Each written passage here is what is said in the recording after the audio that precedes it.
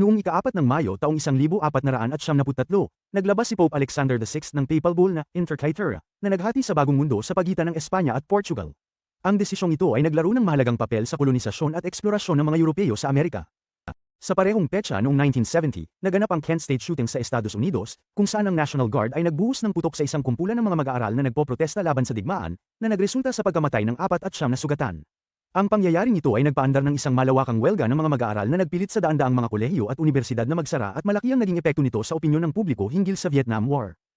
Sa wakas, noong ika-4 ng Mayo taong 1974, ang Israel at ang Palestine Liberation Organization, PLO, ay lumagda sa Gaza-Jericho Agreement, na kilala rin bilang Cairo Agreement. Ito ay kasunod ng makasaysayang Oslo Accords at nagbigay daan para sa sariling pamamahala ng mga Palestino sa West Bank at Gaza Strip, na nagmarka ng isang makabuluhang hakbang sa proseso ng kapayapaan sa pagitan ng Israeli-Palestino.